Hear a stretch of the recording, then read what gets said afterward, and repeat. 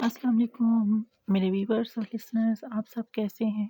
میں اللہ تعالیٰ کے یہاں پر امید ہوں کہ آپ سب اپنی فیملیز کے ساتھ جہاں جہاں بھی ہوں گے خوش و خرم ہوں گے اور محفوظ ہوں گے۔ اللہ تعالیٰ آپ کو اپنی پناہ میں رکھے اور شیطان کی شر سے محفوظ رکھے۔ آپ سب سن رہے اور پڑھ رہے ہیں ناول کریشن کے پلیٹ فارم پہ خاک ہوئے سب خاک، آیت نور کا لکھا ہوا بنی بیسڈ ایک خوبصورت ناول۔ تو آج ہم آپ کو پیش کر رہے ہیں ایپیسوڈ نمبر 6۔ تو آئیے۔ وہ کچھ دیر پہلے تھکن سے چور چور ہوئے بدن کے ساتھ چارپائی پر لیٹی تو چند پل کے لیے آنکھ لگ گئی تھی، لیکن پھر لائٹ چلی گئی۔ کمرے میں اس چھوٹے سے بلب کی جو تھوڑی بہت روشنی تھی وہ بھی گل ہو گئی۔ اس نے کوشش کی سونے کی، لیکن اس سرد راتوں میں ڈر کے مارے نیند نہ آ رہی تھی۔ بلاخر تنگ آ کر وہ دروازے میں ہی آ بیٹھی۔ اب تو رونا بھی نہیں آتا تھا، آنکھیں تھک گئی تھیں آنسو بہاتے بہاتے۔ وہ بے حسی ہو گئی تھی۔ رات بھر جب کچھ فرصت کے لمحات ملتے تو خالی خالی نظروں سے اپنے ہاتھوں کو تکتی جاتی۔ نہ جانے کیا تلاش کرتی تھی وہ ان ہاتھوں میں، شاید موت کی لکیر۔ کاش کوئی اسے بتا دیتا کہ اس کی زندگی اور کتنی باقی ہے، کب موت آئے اور زندگی کی یہ تکلیفیں ختم ہوں۔ اگر خودکشی حرام نہ ہوتی تو وہ کب سے موت کو گلے لگا چکی ہوتی، کہ ایسی زندگی سے موت کہیں زیادہ بہتر ہے۔ تھک کر اس نے وہیں دیوار سے ٹیک لگا کر آنکھیں موند لیں۔ نیند آنکھوں سے کوسوں دور تھی، لیکن یہ طویل رات کسی نہ کسی طرح تو گزارنی ہی تھی نا۔ کافی دیر بعد جب لائٹ آئی تو وہ اندر آ کر چارپائی پر لیٹ گئی، دروازہ کھلا ہی رہنے دیا کہ بند کمرے میں اس کا دم گھٹتا تھا۔ وہ ہلکی ہلکی نیند کی آغوش میں گئی ہی تھی کہ اسے کسی کا وجود اپنے آس پاس محسوس ہوا۔ وہ ایک دم ڈر گئی، جھٹکے سے آنکھیں کھولی۔ سامنے چارپائی پر اپنے نزدیک بیٹھے وجود کو دیکھ کر اس کی آنکھیں پھٹی کی پھٹی رہ گئیں۔ بے ساختہ منہ سے چیخ نکلنے والی تھی جب مقابل نے اس کے لبوں پر ہاتھ رکھ کر اس کی چیخ کا گلا گھونٹا، اور پھر اس کے حسین چہرے پر نظریں جمائے اس کی جانب جھک گیا۔ بہت قریب شائنہ کی سانس تھمنے لگی۔ شائنہ کا سانس تھمنے لگا۔ اس نے دونوں ہاتھوں سے اپنے منہ پر موجود اس مردانہ ہاتھ کو ہٹانے کی کوشش کی، لیکن بے سود۔ سامنے بیٹھا وجود اس کے لبوں پر ہاتھ رکھ کے اس کی طرف جھکا، قریب، بہت قریب۔ اس کے کان میں پھنکار سی سنائی دی، بہت اکڑ ہے نا تم میں، لو آج بچ کر دکھاؤ مجھ سے۔ آج تو تمہارے وہ نام نہاد شوہر بھی گھر نہیں، کون آئے گا آج یہاں تمہاری مدد کو؟ وہ استہزائیہ ہنسا۔ شائنہ تڑپ اٹھی اس کی بات پر، اس کے لہجے کی خباثت پر۔ خود کو چھڑانے کی کوشش ناکام ہوئی تھی۔ اپنی بے بسی پر وہ آنسو پلکوں سے ٹوٹ کر اس کے بالوں میں جذب ہوئے۔ اس مردانہ وجود نے طنزیہ نگاہوں سے اس کے سرخ ہوتے چہرے پر ابھرتی تکلیف کے آثار دیکھے تو دھیرے سے اس کے لبوں سے ہاتھ ہٹایا۔ ہاتھ ہٹتے ہی اس کا سانس بحال ہوا تو وہ کھانسنے لگی۔ تیزی سے چارپائی سے اٹھی تھی جب اس کا دوپٹہ چارپائی کے کنارے ٹکے وجود کے ہاتھ میں آیا تھا۔ دوپٹہ شائنہ کے گلے میں تھا۔ کھینچنے کے باعث اس کے گلے پر خراشے ڈال گیا۔ وہ لڑکھڑا کر پھر چارپائی پر گری۔ اس کی جان نکلنے لگی۔ آنے والے وقت کو سوچ کر اس نے ہمت کی اور دوبارہ اٹھنے لگی، لیکن اس وجود نے اپنے ہاتھ اس کے دونوں اطراف چارپائی پر جما کر اس کی کوشش کو ناکام بنا دیا۔ سیف پلیز، روتے ہوئے وہ اتنا ہی کہہ سکی۔ نہ میری جان، روتے نہیں، تمہارے رونے سے یہ دل اور زیادہ بے ایمان ہونے لگتا ہے، سیف نے کہتے ہوئے اس کے آنسو صاف کیے۔ شائنہ ٹھٹر سی گئی اس کے لمس سے، بے اختیار اس کا ہاتھ جھٹکا۔ سیف ہنسا اس کی انداز پر، اس کے منہ سے شراب کی بدبو آ رہی تھی۔ شائنہ نے منہ پھیر لیا اس کی جانب سے۔ سیف طیش میں آیا تھا اس کے منہ پھیرنے پر، وحشیانہ انداز میں اس کے چہرے کو ٹھوڑی سے پکڑ کر اپنی جانب کیا اور تھپڑ رسید کیا۔ شائنہ کرا رہی تھی ایک دم، آنسوؤں میں روانی آنے لگی۔ چھوڑو مجھے، ہچکیوں کے درمیان اس نے کہا اور زور لگا کر اس کے حصار سے نکلنا چاہا۔ سیف نے اس کے بازو سختی سے تھام کر چارپائی کے ساتھ لگائے۔ نہیں جانے من، آج نہیں، بہت عرصے سے اس موقع کی تلاش میں تھا، آج بالآخر موقع مل ہی گیا۔ ایسے کیسے جانے دوں تمہیں؟ گھٹیا انداز میں کہتا وہ شیطان کا دوسرا روپ لگ رہا تھا۔ سیف نے اس کے چہروں پہ آئی بالوں کی لٹ کو انگلی سے ہٹا دیا اور شہادت کی انگلی اس کے رخسار پر پھیرنے لگا۔ تم جانتی ہو، بہت خوبصورت ہو تم، بہت خوبصورت۔ اپنی اس خوبصورتی کا ہمیں بھی تو کچھ فائدہ دو نا۔ تمہیں جب پہلی بار دیکھا تب ہی میرا دل بے ایمان ہوا تھا۔ خوبصورت لڑکیاں میری کمزوری ہیں۔ ایک رات کی ہی تو بات تھی، کمپرومائز کر لیتی میرے ساتھ، عیش کرتی تم، لیکن نہیں۔ پارسا بننے کا بہت شوق ہے نا تمہیں۔ جب گھی سیدھی انگلی سے نہیں نکلتا تو انگلی ٹیڑھی کرنی ہی پڑتی ہے۔ بہت محنت سے ایک پلان بنایا تھا اور جیسا سوچا ویسا ہی ہوا سب کچھ، پر ہائے رے قسمت، عین وقت پر مجھے جانا پڑ گیا اور تمہیں یوسف کے نام کر دیا گیا۔ جس دن سے تمہارا اس سے نکاح ہوا ہے نا، تب سے جل رہا ہوں میں لا حاصل کی آگ میں، اپنی ہار پر۔ لیکن آج اس دل کو سکون ملے گا، بہت سکون، جب تمہارا دامن داغدار ہوگا، میرا بدلہ پورا ہو جائے گا۔ سیدھی طرح مان جاؤ میری بات، یوسف سے تو تمہیں کچھ نہیں ملے گا، کیونکہ وہ تمہیں کبھی اپنائے گا نہیں، اس لیے مجھ سے سمجھوتا کر لو۔ حویلی میں تمہاری زندگی پرسکون ہو جائے گی، تم بھی خوش، میں بھی خوش۔ وہ بہت آرام سے، بہت پرسکون انداز میں اسے سمجھا رہا تھا، گویا دو دوست باتیں کر رہے ہوں ایک دوسرے سے۔ شائنہ کو لگا کسی نے اس کے کانوں میں پگھلا ہوا سیسا انڈیل دیا ہے۔ کرب سے آنکھیں موندتے ہوئے وہ اپنے رب کے سامنے فریاد کناں ہوئی تھی، اپنے رب سے شکوہ کیا تھا اس مظالم کا۔ یا اللہ، آپ دیکھ رہے ہیں نا مجھ پر آپ کی ہی مخلوق کے کیے جانے والے ظلم، آپ گواہ ہیں نا میری تکلیفوں کے، میرے صبر کے۔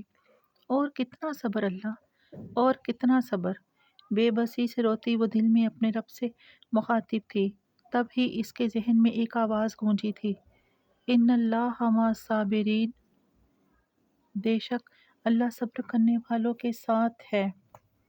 کوئی تسلی سی تھی گویا، کوئی دلاسا، مدد کی امید، جو اس میں ایک نئی روح پھونکی تھی۔ سیف اس کے چہرے پر جھکا تھا، تب ہی نہ جانے کہاں سے اس میں اتنی ہمت آ گئی۔ اس نے دونوں ہاتھ سیف کے سینے پر رکھے پورے زور سے اسے خود سے دور دھکیلا۔ سیف جو یہ سمجھ رہا تھا کہ وہ اپنی سی کوشش کر چکی ہے اور خود کو بے بس سمجھ کر اب کوئی مزاحمت نہیں کرے گی، ایک لمحے کو کچھ سمجھ ہی نہ سکا۔ وہ اس جھٹکے کے لیے تیار نہیں تھا، تبھی چارپائی سے گرتے گرتے بچا، اور یہ ایک پل ہی کافی تھا شائنہ کے لیے، خود کو بچانے کے لیے۔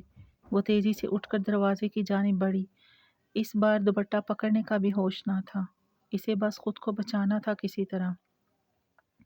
وہ دروازے تک پہنچنے ہی والی تھی، لیکن سیف اس سے زیادہ تیزی سے اس تک آیا، اس سے پہلے کہ وہ دروازے سے باہر جا کر شور مچا دیتی۔ اس کا بازو سیف کی گرفت میں آ چکا تھا، وہ ماہی بے آب کی مانند تڑپی، سیف کے ہاتھ پر دانتوں سے کاٹا بھی۔ سیف بلبلا اٹھا، لیکن اس کا ہاتھ نہیں چھوڑا، بازو سے کھینچ کر اسے دروازے سے اندر کھینچا اور دیوار سے لگا دیا۔ کھینچنے کے باعث کندھے سے تھوڑا نیچے سے شائنہ کا بازو پھٹ گیا۔ سیف نے وحشت کے عالم میں اسے بالوں سے پکڑا اور ایک ہاتھ سے اس کی گردن دبانے لگا۔ سالی، مجھ سے مقابلہ کرنے چلی ہے، تو جانتی نہیں ہے میری طاقت کو، اپنا مقصد تو میں حاصل کر کے رہوں گا، لیکن اب تجھے زندہ بھی نہیں چھوڑوں گا۔ بڑی آگ ہے نا تیرے اندر، بڑی تڑپ ہے نا، آج ساری تڑپ ختم ہو جائے گی، آج تیری زندگی کا باب کلوز ہی سمجھ۔ کہتے ہوئے وہ شائنہ کے چہرے پر جھکا، اس کے لبوں نے شائنہ کے رخسار کو چھوا تھا۔ شائنہ کے حواس کام کرنا چھوڑ گئے، مزاحمت کرنا بھی چھوڑ دیا۔ سختی سے آنکھیں میچے اس کی نگاہوں کے سامنے اپنے ماں باپ اور بھائیوں کے چہرے گھومے۔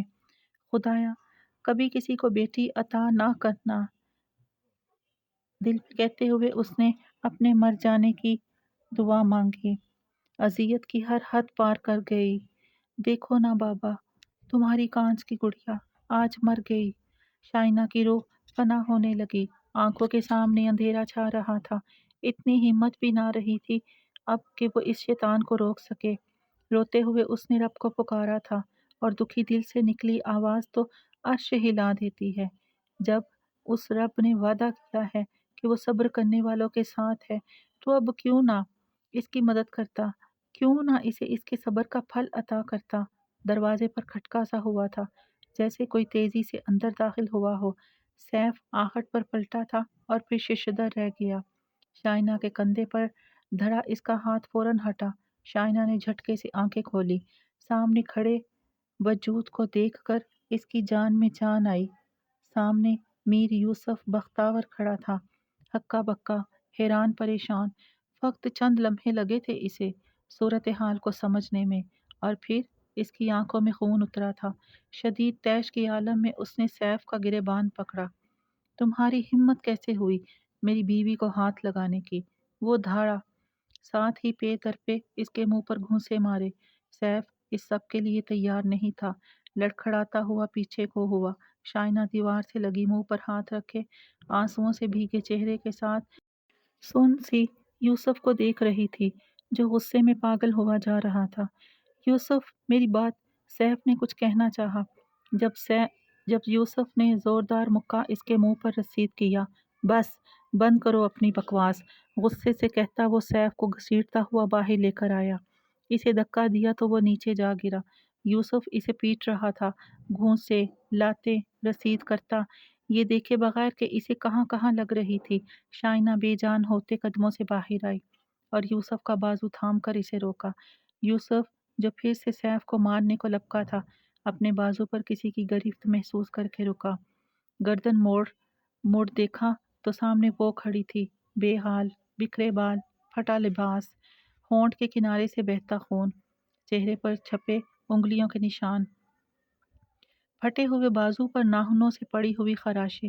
اس کا وجود اس کے اوپر بیتے ظلم کی کہانی سنا رہا تھا۔ بھرائی آنکھوں سے یوسف کو دیکھتے ہوئے اس نے نفی میں سر ہلایا، گویا اسے روکنا چاہا۔ یوسف کا دل چاہا یا تو خود مر جائے یا سامنے نیچے پڑے وجود کو ختم کر ڈالے، جس نے اس کی محبت، اس کی عزت کا یہ حال کر دیا تھا۔ ضبط کرتے ہوئے اس نے بالوں میں ہاتھ چلا کر خود کو نارمل کرنا چاہا، پھر ایک نظر شائنا کے وجود پر ڈالی، اپنی لیدر کی جیکٹ اتار کر اس کے کندھوں پر ڈالی، پھر اندر کمرے کی جانب بڑھا، وہاں سے اس کا دوپٹہ لا کر اس کے سر پر ڈالا۔ تب تک گھر کے سبھی افراد بھی شور کی آواز سن کر وہاں جمع ہو چکے تھے۔ سیف بھی سنبھل چکا تھا۔ ایک ہاتھ سے منہ اور ناک سے بہتا خون صاف کرتا وہ لڑکھڑاتا ہوا اٹھ کر میر بختاور کے سامنے جا کھڑا ہوا، جو حیران سے یہ سب دیکھ رہے تھے۔ یوسف نے ان کی سوالیہ نگاہوں کو خود پر جمع محسوس کیا تا سر جھٹکا۔ گھر والوں سے تو کوئی بات کرنا ہی بیکار تھا۔ سیف کو خونخوار نگاہوں سے گھورتا، خاموشی سے وہ سب کو نظر انداز کرتا شائنا کا ہاتھ تھامے حویلی کے اندرونی حصے کی جانب بڑھا۔ شائنا اس کے ساتھ کھینچتی چلی گئی۔ رکو! ان دونوں نے چند قدم کا ہی فاصلہ طے کیا تھا جب میر بختاور کی آواز پر یوسف کے قدم تھمے۔ وہ رکا ضرور تھا لیکن مڑا نہیں۔ شائنا کے ہاتھ پر گرفت اور مضبوط ہوئی۔ میر بختاور چپتی ہوئی نگاہوں سے اس کی پشت کو دیکھ رہے تھے، جس کے ہر انداز سے بغاوت جھلکتی تھی۔ یہ سب کیا تماشا تھا؟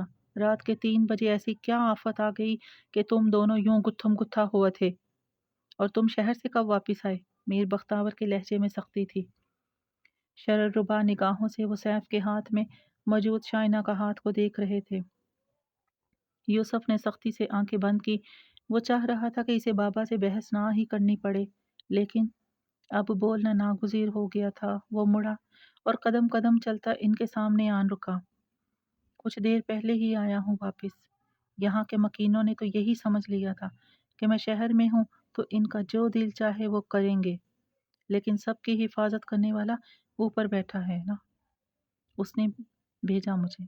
اور ہمارے گتم گتا ہونے کی وجہ آپ قریب کھڑے بیٹے سے ہی پوچھ لیں، وہ زیادہ بہتر بتا سکے گا آپ کو۔ آج پہلی بار اس نے اپنے باپ کی آنکھوں میں آنکھیں ڈال کر بات کی تھی۔ میر بختاور کو جھٹکا سا لگا تھا اس کے اس انداز پر۔ اس سے پہلے کہ وہ کچھ کہتے سیف کے دماغ میں شیطانی آئیڈیا آیا۔ بابا جان، مجھے نیند نہیں آ رہی تھی، بے چینی سی ہو رہی تھی تو میں لون میں چلا آیا۔ تبھی یہاں سٹور روم سے کچھ آوازیں سنائی دی۔ میں حیران ہوتا اس طرف آیا تو دیکھا یوسف بھی یہیں موجود ہے اور اس شائنا کے ساتھ दस्तराजी की कोशिश कर रहा है। मैंने इसे रोकना चाहा तो कहने लगा कि वो बीवी है इसकी, इसका जो दिल चाहे करे। मैंने इसे समझाना चाहा कि वनी में आई लड़कियों को बीवी का दर्जा नहीं दिया जाता और ये कि मैं बाबा जान को बताऊंगा, तो उसने मुझ पर हाथ उठाया और मार मार कर ये हाल कर दिया। सैफ लम्हों में पैंतरा बदलकर यूसुफ को बाप की नज़रों में बुरा बना गया था।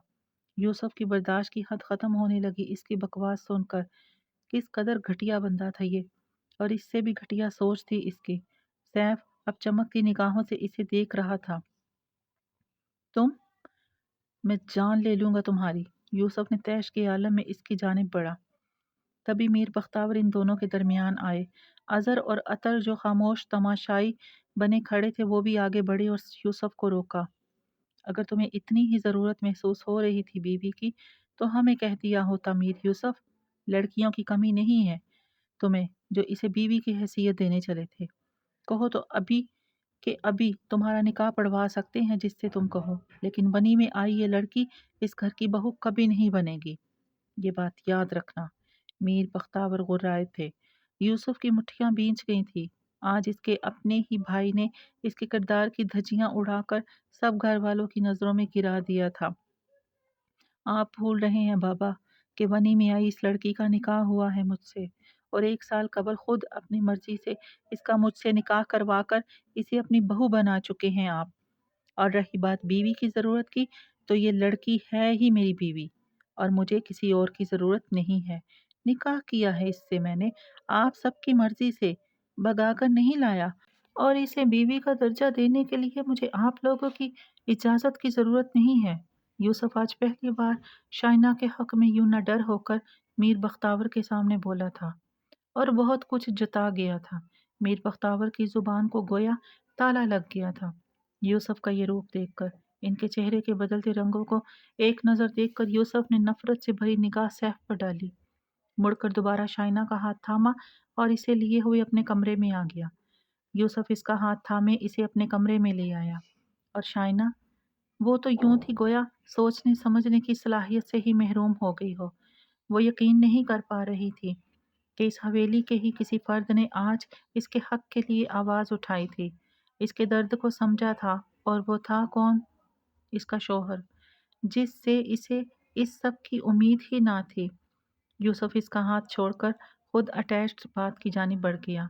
मुंह पर पानी के छींटे मारते हुए उसने अपने अंदर की घुटन और गुस्से को कम करने की कोशिश की।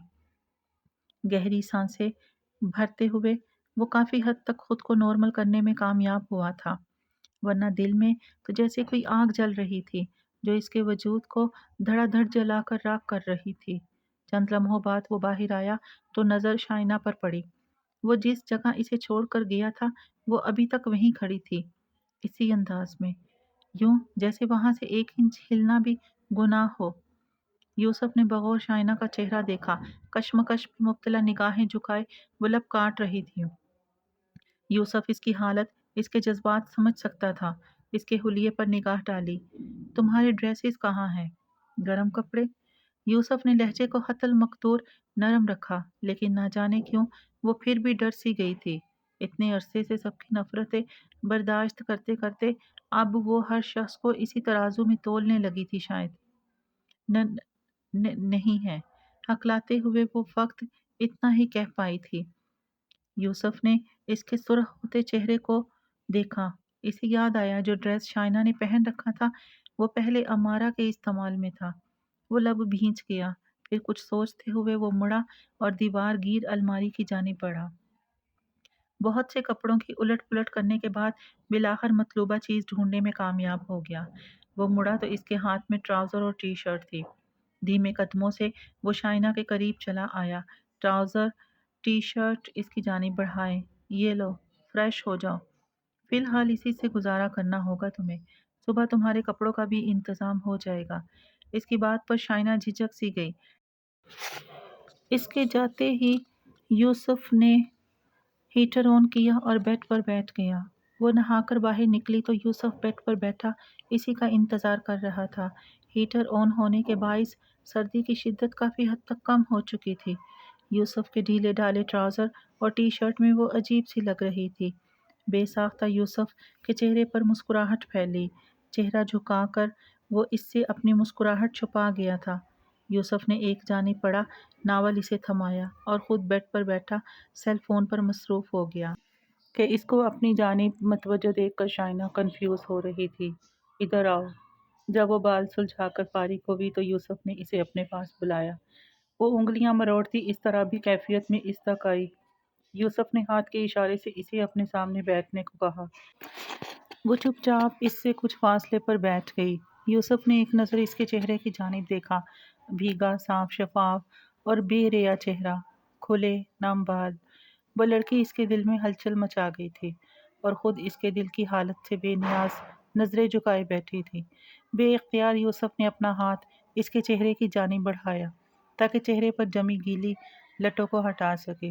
شائنہ بے اختیار ڈر کر پیچھے ہوئی، سہمی نگاہوں سے یوسف کو دیکھنے لگی۔ یوسف بے بس سا اسے دیکھے گیا، پھر گہری سانس لیتا ہاتھ پیچھے کر گیا۔ ریلیکس ہو جاؤ۔ جو محافظ ہوتے ہیں وہ کبھی اپنے ہی گھر میں نقل زنی نہیں کرتے، کہتے ہوئے یوسف نے سائڈ ٹیبل کے دراز سے کچھ نکالا۔ وہ زخموں پر لگانے والا آمنٹ تھا جسے یوسف اب اس کے ہونٹ کے کنارے بنے زخم پر لگا رہا تھا۔ یوسف کا ہاتھ زخم پر لگا تو شائنہ کے لبوں سے سسکاری سی نکلی، آنکھیں میچ گئی تھی وہ۔ یوسف نے اس کے چہرے پر پھیلے تکلیف کے آثار دیکھے، آنکھوں میں کچھ چبھنے لگا تھا اس کی تکلیف دیکھ کر۔ ہونٹ کے کنارے پر مرہم لگا کر یوسف نے اس کا بازو تھاما تھا، شرٹ کی آستین اوپر کر کے بازو پر لگے زخم کو باخور دیکھا۔ ہاتھ پائی میں سیف کے ناخن لگنے سے شائنہ کا بازو چھل سا گیا تھا۔ یوسف نے اس کے بازو پر بھی مرہم لگایا، پھر بیڈ سے اٹھ گیا۔ سو جاؤ اب تم، نرمی سے کہتے ہوئے اس کی آنکھوں میں جھانکا جہاں ابھی بھی خوف بسیرا کیے ہوئے تھا۔ یوسف کے نرم لہجے پر اور اتنا خیال کرنے پر شائنہ کی آنکھیں بھیگی۔ نہ جانے کتنے عرصے بعد کسی نے اتنی نرمی سے اسے مخاطب کیا تھا، ورنہ سب کے لہجے میں اس کے لیے تحقیر ہوتی۔ یوسف نے اس کی آنکھوں میں پھیلتی نمی دیکھی تھی۔ دل چاہا ایک پل میں سارے فاصلے مٹا کر اس کے آنسو پوچھ ڈالے، اس لڑکی کے ہونٹوں پر مسکراہٹیں سجا دے، لیکن ابھی اس کے لیے کچھ وقت درکار تھا۔ وہ اس کے نزدیک نیچے بیٹھا، اس کی گود میں دھرے ہاتھ کو اپنے ہاتھوں میں تھام کر سہلایا۔ ڈرنے کی ضرورت نہیں ہے، میں ہوں نا اب تمہارے ساتھ۔ بہت دکھ ملے تمہیں زندگی میں، جو کچھ تمہارے ساتھ ہوا کہیں نہ کہیں اس سب کا قصوروار میں بھی ہوں، لیکن ایک موقع، صرف ایک موقع دو مجھے شائنہ، تمہیں واپس زندگی کی طرف لے آؤں گا، تمہاری راہ سے سب کانٹے چن لوں گا۔ ماضی بدلنے کا اختیار نہیں رکھتا، لیکن اگر تم مجھ پر بھروسہ کرو تو تمہارا مستقبل خوشیوں سے بھرپور ہوگا، یہ وعدہ ہے میرا تم سے، کرو گی نا مجھ پر بھروسہ؟ آنکھوں میں امید لیے وہ اسے ہی دیکھ رہا تھا۔ شائنہ کی پلکوں سے آنسو ٹوٹ ٹوٹ کر گرنے لگے۔ روتے ہوئے اس نے سر اس بات میں ہلایا، 1 سال پہلے بھی اس کی زندگی کا فیصلہ چند لمحوں میں کیا گیا تھا، جس کے بعد زندگی اذیتوں کی آماجگاہ بن گئی تھی، اور آج بھی اس کی زندگی نے اچانک یہ نیا موڑ لیا تھا کہ تمام اذیتوں اور تکلیفوں کا مداوع ہو گیا تھا۔ بالآخر وہ اپنے رب کی بارگاہ میں سرخرو ہوئی تھی، قدرت کی اس آزمائش کو صبر سے برداشت کیا اور آزمائش میں پوری اتری۔ خوف تھا تو صرف اس بات کا کہ اب نہ جانے گھر والوں کا کیا رد عمل ہوگا۔ میر بختیار یوں چپ بیٹھنے والوں میں سے نہ تھے، پہلے تو صرف شائنہ ان کے عتاب کا شکار رہی تھی، اب یوسف بھی اس کی نفرت کا مستحق ٹھہرے گا۔ یوسف نے نرمی سے اس کے آنسو پونچھے۔ سو جاؤ بے فکر ہو کر، زندگی کے سبھی اندھیرے چھٹنے والے ہیں، اب روشنی ہی روشنی ہوگی۔ اس کا گال سہلاتے ہوئے یوسف نے تکیہ ٹھیک کیا اور اس کے لیٹنے پر کمبل اڑا دیا۔ شائنہ آنکھیں موند گئی۔ چند پل اسے دیکھتے رہنے کے بعد یوسف وہاں سے ہٹ کر کھڑکی میں جا کھڑا ہوا۔ اس کی آنکھوں سے نیند کب کی اڑ چکی تھی، لائٹ اس کی آنکھوں میں چبھ رہی تھی، لیکن پھر بھی اس نے لائٹ آف نہیں کی۔ جانتا تھا کہ شائنہ اندھیرے سے ڈرتی ہے، اسے اپنی زندگی کے کچھ اہم فیصلے لینے تھے، اور وہ انہی سوچوں میں ڈوبا کھڑکی کے پار دیکھ رہا تھا۔ یوسف نہ جانے کتنی ہی دیر وہاں کھڑا رہا، اپنے خیالوں میں ڈوبا ہوا، وقت گزرنے کا پتہ ہی نہ چلا۔ وہ چونکا تھا جب دور کہیں کسی مسجد سے فجر کی اذان کی آواز سنائی دینے لگی۔ اذان کا جواب دے کر وہ مڑا، ایک نظر شائنہ پر ڈالی جو چہرے پر دنیا جہان کی معصومیت سمیٹے گہری نیند میں تھی۔ نہ جانے کتنے عرصے بعد پرسکون ہو کر سوئی تھی وہ۔ ہلکی سی مسکراہٹ نے یوسف کے چہرے کا احاطہ کیا۔ وہ واش روم کی جانب پڑا، وضو کر کے باہر نکلا، شائنہ پر کمبل درست کیا، چہرے پر آئی بالوں کی شرعی لٹوں کو نرمی سے ہٹایا اور اس کی پیشانی پر بوسہ دیتا ہوا کمرے سے باہر نکل گیا۔ ایک عرصے کے بعد آج اس کا دل پرسکون تھا۔ وہ درود پاک کا ورد کرتا ہوا مسجد میں داخل ہو گیا۔ نماز ادا کر کے جب وہ گھر لوٹ رہا تھا تو ہلکی ہلکی روشنی پھیل رہی تھی۔ ملگجا سا اندھیرا تھا، گھر میں بالکل خاموشی چھائی ہوئی تھی۔ کچن میں جا کر اس نے پانی پیا اور کمرے میں واپس آ گیا۔ آنکھوں نیند سے بوجھل ہو رہی تھی۔ وہ صوفے پر دراز ہو کر آنکھیں موند گیا۔ کچھ ہی وقت گزرا تھا جب کسی کھٹکے سے اس کی آنکھ کھلی۔